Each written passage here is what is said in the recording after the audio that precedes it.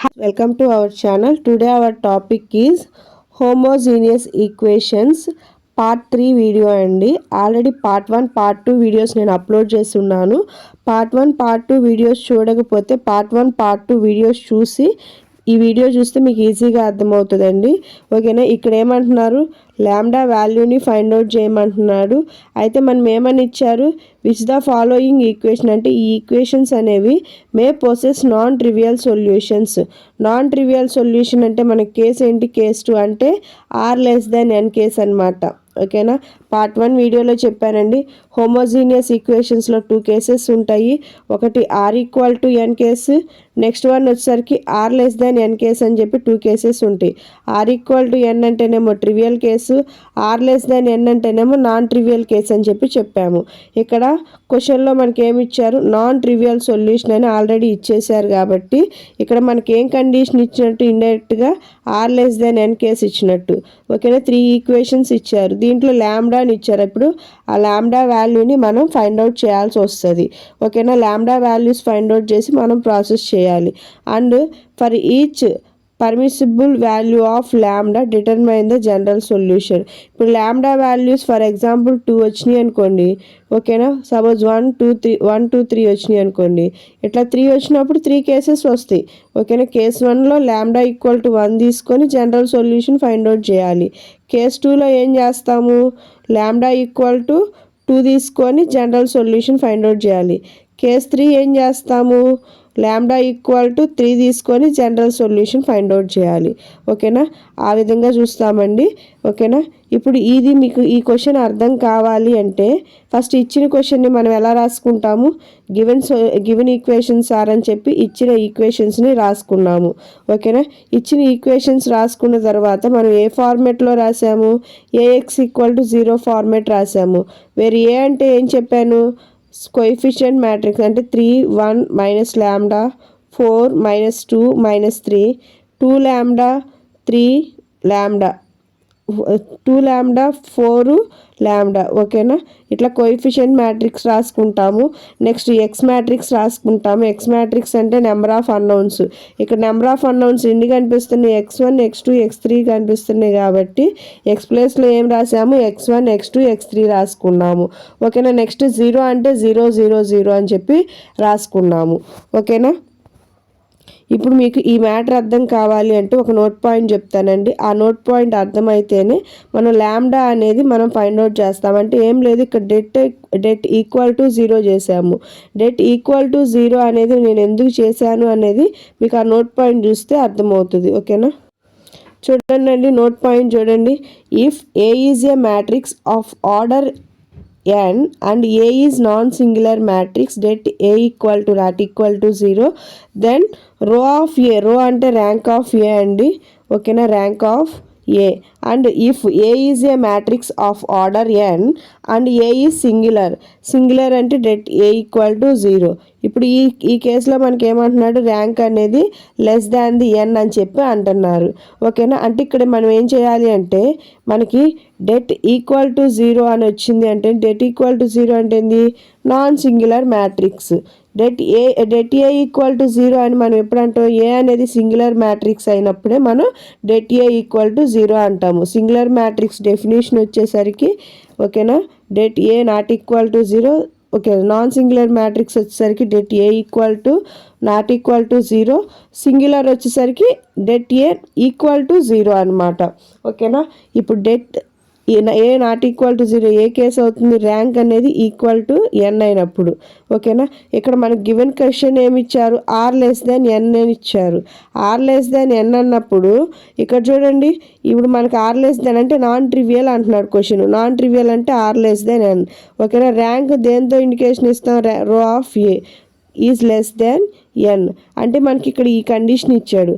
అంటే ఇక్కడ చూడండి, ఈ కండిషన్ ఇచ్చినప్పుడు మనకి ఏమి ఇచ్చినట్టు, ఓకేనా. ఏ అనేది సింగులర్ మ్యాట్రిక్స్ ఇచ్చినట్టు, డెట్ ఏ అనేది ఈక్వల్ టు 0 అని ఇచ్చినట్టు అనమాట. ఓకేనా, కన్ఫ్యూజ్ అవ్వద్దండి.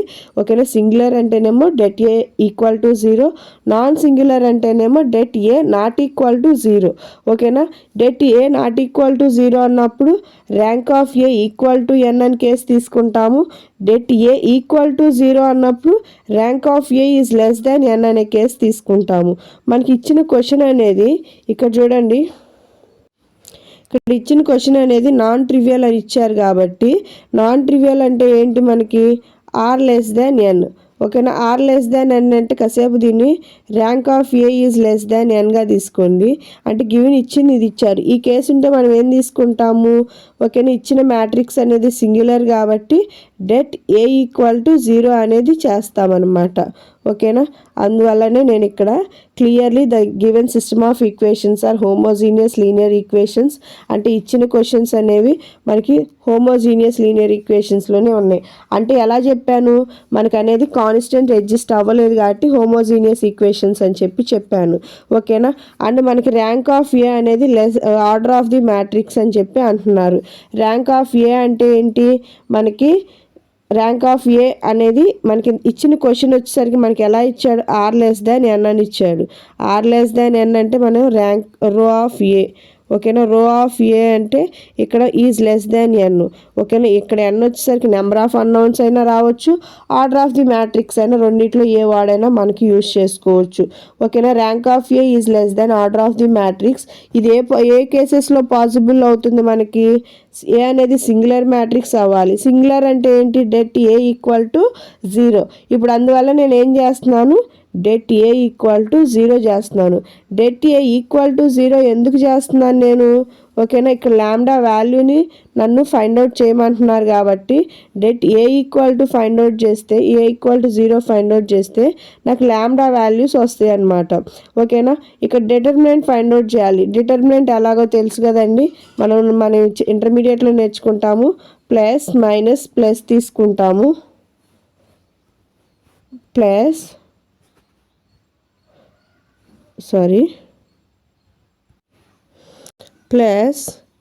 Minus plus.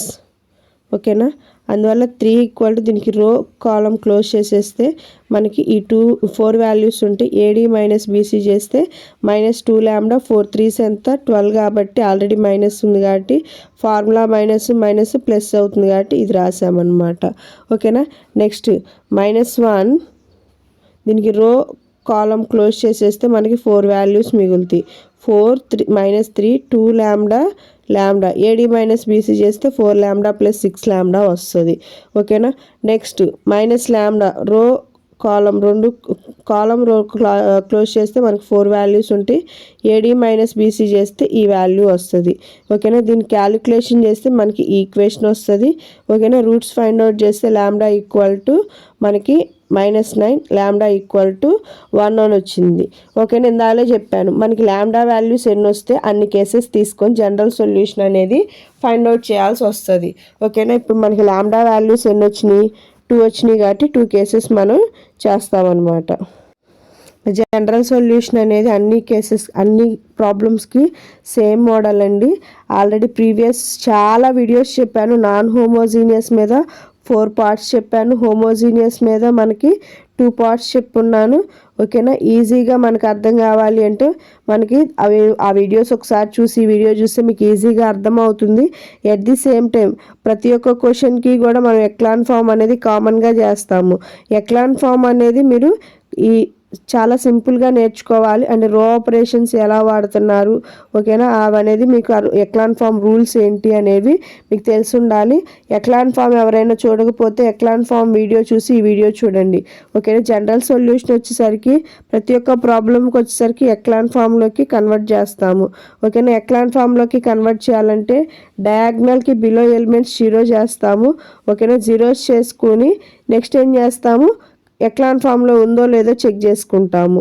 ఓకేనా, ఇక్కడ చూడండి డయాగ్నల్కి బిలో ఎలిమెంట్స్ అన్నీ కూడా 0s చేయడానికి 4 2ని 0 చేయడానికి నేను ఏం చేస్తున్నాను, R1 హెల్ప్ తీసుకుంటున్నాను. 4ని 0 చేయడానికి R2 హెల్ప్ తీసుకుంటున్నాను. ఓకేనా, అవేగా నేను ఇక్కడ ఆపరేషన్స్ రాసింది. ఆపరేషన్స్ ఎలా రాయాలి అనేది చెప్పానండి ఆల్రెడీ మీకు. ఓకేనా, ఈ 4ని 0 చేయాలి అంటే ఈ 3 ఉన్న ప్లేస్ని హెల్ప్ తీసుకోవాలి. హెల్ప్ తీసుకోవాలి అంటే ఇక్కడ ఏం చేస్తున్నాము, దీన్ని 3తో మల్టిప్లై చేస్తున్నాము, దీన్ని 2తో మల్టిప్లై చేస్తున్నాము, దీన్ని 4తో మల్టిప్లై చేస్తున్నాము. అదేగా నేను ఇక్కడ రాసింది. ఓకేనా, నెక్స్ట్ ఏం చేస్తున్నాను, ఈ ప్లేస్ని 0 చేయాలి అంటే దీని హెల్ప్ కావాలి. అంటే సేమ్ ఎలిమెంట్ తెచ్చుకోవాలి అంటే నేను ఏం చేస్తున్నాను, దీన్ని 3తో మల్టిప్లై చేస్తాను, దీన్ని 2తో మల్టిప్లై చేస్తాను. ఇప్పుడు సేమ్ ఎలిమెంట్ వస్తుంది కదా, 2 3s are 6, 3 2s are 6. Same element వచ్చిన సబ్స్ట్రాక్షన్ చేసుకుంటే ఈ ప్లేస్ అనేది 0 అవుతుంది కదా, అందువల్ల ఈ ఆపరేషన్ రాశాను అనమాట. ఓకేనా, ఈ ఆపరేషన్ రాసిన తర్వాత ఇప్పుడు చూడండి R1 ఏమైనా చేంజింగ్ ఉందా, నో చేంజింగ్. కాబట్టి ఇప్పుడు మనకి R2 R3నే చేంజింగ్ కాబట్టి ఈ ఆపరేషన్స్ అప్లై చేస్తే నేను ఒక ఆపరేషన్ అప్లై చేసి చూపిస్తానండి. రిమైనింగ్ రో ఆపరేషన్స్ అన్నీ కూడా అలాగే అప్లై చేయండి. 3R2 అంటే ఎంత, R2 మొత్తాన్ని 3తో మల్టిప్లై చేయండి. 3 4s ఎంత, 12. 3 2s are ఎంత, -6. 3 3s are ఎంత, -9. ఓకేనా, 4తో R1 మొత్తాన్ని మల్టిప్లై చేయండి. 4 3s are 12. 4 1s are 4. 4 into -1 అంటే ఎంత, -4. ఓకేనా, సబ్స్ట్రాక్షన్ కానీ మైనస్ ప్లస్. 12 - 12 అంటే ఎంత, 0. -6 - 4 అంటే ఎంత, -10. -9 + 4 అంటే ఎంత, -5. ఓకేనా, అదేనా ఇక్కడ వచ్చింది 0 -10 -5. ఓకేనా, అదే వచ్చింది ఆన్సర్. ఇప్పుడు R1 R2 అయిపోయింది. ఇప్పుడు నెక్స్ట్ ఏంటిది, R3 అనమాట. ఇప్పుడు ఈ ఆపరేషన్ అప్లై చేస్తే మీకు ఆన్సర్ ఇది వస్తుందండి, సేమ్ ఇందాక చూపించినట్టుగా చేస్తే. ఓకేనా, నెక్స్ట్ ఈ ఆపరేషన్ అప్లై చేస్తే ఇప్పుడు R1 R2, ఇప్పుడు దీని నుంచి ఈ ఆపరేషన్ అప్లై చేయాలి. ఇప్పుడు R1 R2లో ఏమన్నా చేంజింగ్ ఉన్నాయా, R1 R2లో ఏమీ చేంజింగ్ లేవు కాబట్టి యాజ్ ఇట్ ఈజ్ రాసుకున్నాం. ఇప్పుడు ఈ ఆపరేషన్ అంతా కూడా R3లో చేయాలి కాబట్టి R3లో చేస్తే మీకు ఏమొస్తుంది, 0 0 0 వచ్చాయి. ఓకేనా, వన్స్ మనకి రో ఆపరేషన్స్ కంప్లీట్ అయిపోయిన తర్వాత డయాగ్నల్కి బిలో ఎలిమెంట్స్ అన్నీ 0నా కాదా చెక్ చేసుకుంటాము. డయాగ్నల్కి బిలో అన్నీ 0s అయినాయి. అన్ని 0s చేసే ప్రాసెస్లో కంప్లీట్ రో 0 ఉంటే అవి ఎక్కడ ఉండాలి, నాన్ జీరో రోస్ కింద ఉండాలి. ఓకేనా, అలాగే ఉన్నాయి కదా, నాన్ జీరో రోస్ కింద ఉన్నాయి కాబట్టి మనకి ఈక్వేషన్స్ అనేవి ఈజీగా, ఈ మ్యాట్రిక్స్ అనేది ఎక్లాన్ ఫామ్లో ఉన్నట్టు. ఓకేనా, వన్స్ ఎక్లాన్ ఫామ్లోకి వచ్చిన తర్వాత మనం ఏం చేస్తున్నాము, మనకి హోమోజీనియస్ ఈక్వేషన్స్లో 2 కేసెస్ ఉంటాయి. ఒకటి R=n, నెక్స్ట్ R<n కేస్ అనేది ఉంటుంది అనమాట. ఓకేనా, R=n కేస్ అంటే ఏంటి, ట్రివియల్ కేసు. R<n అంటే ఏంటి, నాన్ ట్రివియల్ కేసు. ఓకేనా, ఇక్కడ ర్యాంక్ చూడండి, ర్యాంక్ ఎంత, number of non zero rows ఎంత, 2 కాబట్టి R will be 2. ఓకేనా, n ఎంత ఇచ్చారు, నెంబర్ ఆఫ్ అన్నోన్స్ ఎన్ని ఇచ్చారు, మనకి 3 ఇచ్చారు కాబట్టి 3. ఓకేనా, ఇప్పుడు చూడండి 3 - 2 అంటే సపోజ్ ఇప్పుడు ఈ R వాల్యూ 2 n వాల్యూ 3 వచ్చిందంటే ఇప్పుడు మనకి క్లియర్గా ఏం కండిషన్ ఎగ్జిస్ట్ అవుతుంది, R<n కేసేగా. అంటే n వాల్యూ కన్నా R వాల్యూ తక్కువ ఉందా లేదా చెక్ చేసుకోవాలి. n వాల్యూ 3 ఉంది, R వాల్యూ 2 ఉంది కాబట్టి 3 కన్నా 2 తక్కువ కాబట్టి మనకి అదేమవుతుంది, R<n కేస్ అవుతుంది. ఓకేనా, R<n అయినప్పుడు మనకి అదేమవుతుంది, నాన్ ట్రివియల్ సొల్యూషన్ అవుతుంది. ఓకేనా, నాన్ ట్రివియల్ సొల్యూషన్లో కూడా n - R linear independent solutions. ఓకేనా, n - R అంటే ఎంత, 3 - 2 అంటే 1 లీనియర్ ఇండిపెండెంట్ సొల్యూషన్ ఎగ్జిస్ట్ అవుతుంది. ఇట్లాంటి కేస్ ప్రాబ్లమ్స్కి మనం ఏం చెప్పాను, n - R వాల్యూ ఎంత వస్తే అన్ని అన్నౌన్స్ని మనం ఏమనుకుంటాం, k అని చెప్పి అనుకుంటాము. ఓకేనా, ఇక్కడ చూడండి అండి, వన్స్ మనకి n - R linear independent solutions అని మనకు తెలిసిన తర్వాత బ్యాక్వర్డ్ సబ్స్టిట్యూషన్ అని చెప్పి చేస్తామండి. బ్యాక్వర్డ్ సబ్స్టిట్యూషన్ అంటే ఏం లేదు, మనకి దీని నుంచి x ఆన్సర్ రావాలి, దీని నుంచి y ఆన్సర్ రావాలి, దీని నుంచి z ఆన్సర్ రావాలి.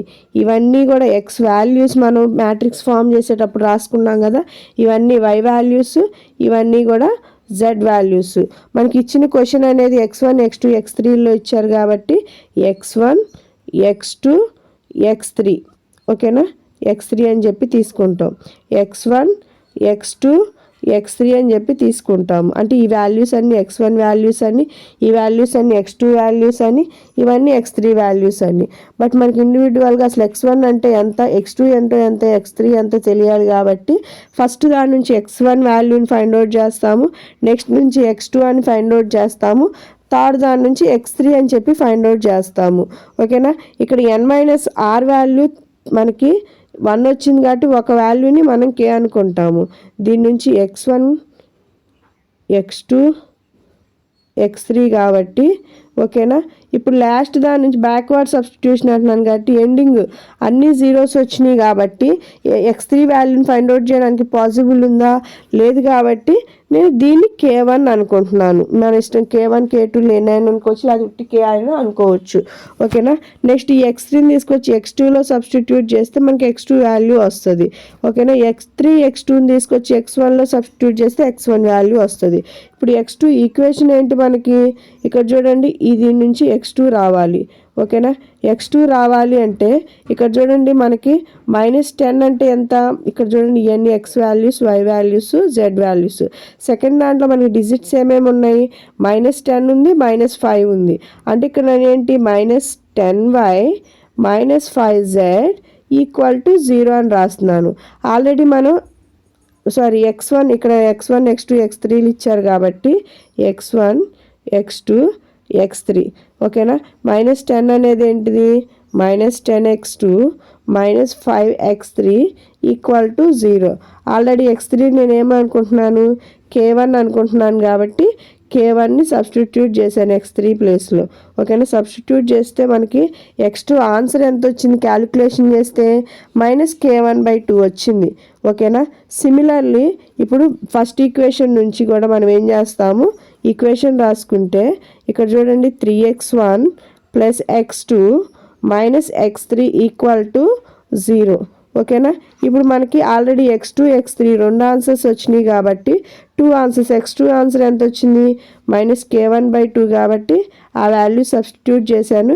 x3 అంటే ఎంత k1 కాబట్టి k1ని సబ్స్టిట్యూట్ చేసి క్యాలిక్యులేషన్ చేస్తే మనకి x1 వాల్యూ ఎంత వచ్చింది k1/2 వచ్చింది. ఇప్పుడు వెక్టార్ ఫార్మేట్లో రాసుకుంటే x ఏంటిది మనకి x1 x2 x3 కాబట్టి ఓకేనా. ఇప్పుడు x1 ఆన్సర్ ఎంత వచ్చింది మనకి -x1 ఆన్సర్ వచ్చేసరికి k1/2 వచ్చింది. ఓకేనా. x2 ఆన్సర్ ఎంత వచ్చింది -k1/2 వచ్చింది. ఓకేనా. x3 అనే ఆల్రెడీ మనం k1 చెప్పి అనుకున్నాము. ఓకే. ఈ మొత్తంలో మనం k1ని కామన్ తీస్తే మనకి ఆన్సర్ ఏమొస్తుంది 1/2 -1/2 1. ఓకేనా. అదేగా నేను ఇక్కడ రాసింది వెక్టార్ అనేది k1ని కామన్ తీసి రాశాను. ఓకేనా. ఒకదాని జనరల్ సొల్యూషన్ అయిపోయింది. ఇప్పుడు సెకండ్ దాని కూడా జనరల్ సొల్యూషన్ తీసుకోవాలి. ఓకేనా. కేస్ 1 ఎలా చేసాము యాజ్ ఇట్ ఈస్ కేస్ 2 కూడా అలాగే చేస్తామండి. ఓకేనా. ముందు ఎక్లాన్ ఫామ్లోకి కన్వర్ట్ చేసుకున్నాము. ఎక్లాన్ ఫామ్లోకి కన్వర్ట్ చేసుకున్న తర్వాత r<n చూసుకుంటాము. ఓకేనా. ఇప్పుడు r అంటే ఎంత ర్యాంక్ ఆఫ్ ఏ అని మీనింగ్. ఇక్కడ మనకి 3 కన్నా 2 అనేది తక్కువే కాబట్టి r<n కేసు. r<n కేసు అంటే n-r లీనియర్ ఇండిపెండెంట్ సొల్యూషన్స్ ఉంటాయి. n-r అంటే ఎంత 3 - 2 అంటే ఎంత 1 లీనియర్ ఇండిపెండెంట్ సొల్యూషన్. అయితే లీనియర్ ఇండిపెండెంట్ సొల్యూషన్స్ 1 ఇక్కడ n-r ఎంత వస్తే మనం అన్ని అన్నౌన్స్ని ఏమనుకుంటాము k అని చెప్పి అనుకుంటాము. ఓకేనా. బ్యాక్వర్డ్ సబ్స్టిట్యూషన్ నుంచి ఇక్కడ ఏం చెప్పాను x1 ఆన్సర్ రావాలి, x2 ఆన్సర్ రావాలి, x3 ఆన్సర్ రావాలి. ఓకేనా. x3 నుంచి రావడానికి ఛాన్స్ లేదు కాబట్టి దీన్ని ఏమంటున్నాను పైన k1 అనుకున్నాం కాబట్టి k2 అనుకుంటున్నాము. x3ని తీసుకొచ్చి x2లో సబ్స్టిట్యూట్ చేస్తే x2 ఆన్సర్ వచ్చింది. ఇదిగోండి x2 ఆన్సర్ వచ్చింది. నెక్స్ట్ x2ని తీసుకొచ్చేసి x1 x3 x2ని తీసుకొచ్చేసి ఈక్వేషన్లో సబ్స్టిట్యూట్ చేస్తే మనకి x1 ఆన్సర్ వచ్చిందనమాట. ఓకేనా. ఫైనల్గా general solution రాసుకుంటాము. x = x1 x2 x3. ఇక్కడ పైన మనం k1ని కామన్ తీసినట్టే ఇక్కడ k2ని కామన్ తీస్తే మనకి మ్యాట్రిక్స్ ఇది వస్తుందండి. ఓకేనా. కేస్ 1 మీకు ఈజీగా అర్థమైతే మనకి కేస్ 2 కూడా మనకి ఈజీగా అర్థమవుతుంది. ఓకేనా. మీకు ఈ వీడియో నచ్చినట్లయితే లైక్ చేయండి, షేర్ చేయండి అండ్ సబ్స్క్రైబ్ చేయండి. Thank you for watching.